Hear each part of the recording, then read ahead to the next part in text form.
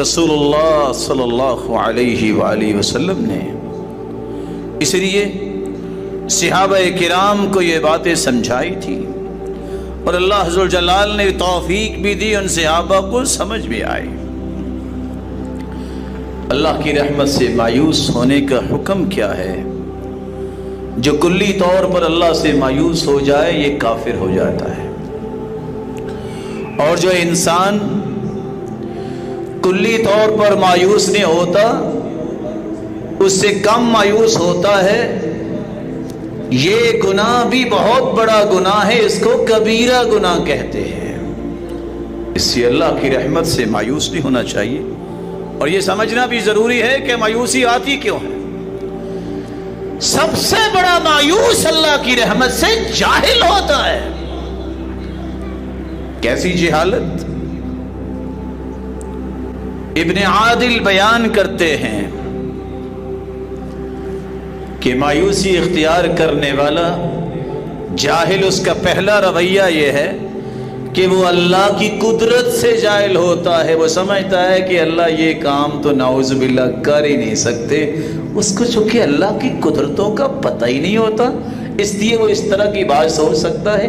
میرے اور آپ کے نزدیک کوئی چیز محال اور مستحیل ہے، میرے رب کے نزدیک تو مستحیل کوئی چیز نہیں ہے۔ کیسے اس نے بڑھاپے کی حالت میں سفید بال ہے، بانج بینی ہے، اولاد دی کہ نہیں دی؟ کیسے اس نے مریم علیہ السلام کو بغیر خامد کے بیٹا دیا کہ نہیں دیا؟ یہ فیصلے کس کے ہیں؟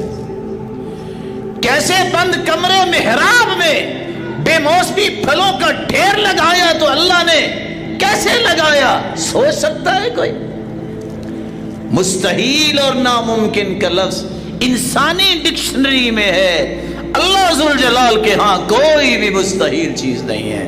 تو جو شخص اللہ کی قدرت سے جاہل ہوتا ہے مایوس ہو جاتا ہے۔ دوسری جہالت اس کی یہ ہوتی ہے، ہم شاید یہ سمجھتے ہیں کہ اللہ تعالیٰ کو ہمارا پتہ نہیں ہے، پتہ ہوتا تو ایسا کر دیتا۔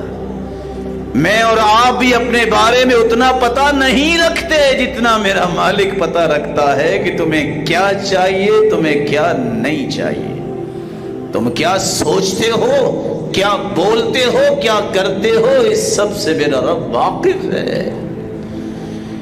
جاہل انسان یہ سمجھتا ہے کہ اللہ کو میرا پتہ ہی کوئی نہیں ہے، میرے حالات کیسے ہیں، میری مدد نہیں کر رہا، اس کو پتہ ہے۔ یہ جہالت جب انسان کے اندر آتی ہے کہ اللہ کو پتہ ہی نہیں ہے، کیا کریں جی، حالات بھی بڑے خراب ہیں، یہ جاہل مایوس پھر ہوتا ہے اور اللہ ذوالجلال کے ساتھ بے ادبی اختیار کرتا ہے۔ جاہل کی جہالت تیسری قسم کی ہے۔ دنیا کے اندر ڈیرے دار، چودھری پتہ ہونے کے باوجود اپنی پتی کے لوگوں کو بخل کی وجہ سے، ذاتی دشمنی کی وجہ سے ذلیل کر دیتا ہے۔ جب تک اس کی ذلت کو دیکھتا نہیں ہے اسے چین نہیں آتا۔ جو اللہ کی اس رحمت سے جاہل ہوتا ہے وہ سمجھتا ہے کہ شاید اللہ بھی بخل کرتے ہیں، نعوذ باللہ۔ وہ اللہ بخل جیسی بری صفات سے مبرہ اور منزہ ہے۔ اللہ کسی کو ذلیل نہیں کرتا۔ خود کوئی نہ اس بات کی کوشش کرے کہ وہ اپنے آپ کو ذلت کی طرف لے جائے۔ وہ سیدنا سعد رضی اللہ تعالی عنہ جب انہوں نے رومیوں سے جنگ کی، ذبح ہو گیا رومی، تو سیدنا سعد رونے لگ گئے۔ صحابہ نے پوچھا اللہ نے فتح دی اور آپ رو رہے؟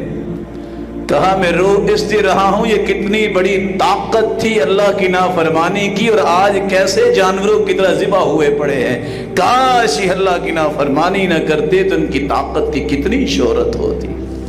اللہ کے بارے میں جاہل سوچتا ہے کہ اللہ ذوالجلال مجھے نہیں دے رہا، نعوذ باللہ بخل کر رہا ہے۔ نہیں، اللہ بخیل نہیں ہے، یہ تو کافروں کی بات ہے۔ ان اللہ فقیر ونحن اغنیاء کہنے والے مسلمان تو نہیں ہوتے، اور اللہ ذوالجلال تو اتنے غنی ہیں وہ تو کافروں کو بھی دیتے ہیں بلکہ کافروں کو زیادہ دیا ہوا ہے۔ اگر دنیا کی کوئی قیمت اللہ کے پاس ہوتی ما سقا کافرا شربت ماء، اللہ کسی کافر کو ایک گھونٹ نہ پلاتا۔ جہالت کی وجہ سے بندہ مایوس ہوتا ہے۔ اللہ جہالت دور فرمائے اور اپنی محبت نصیب فرمائے۔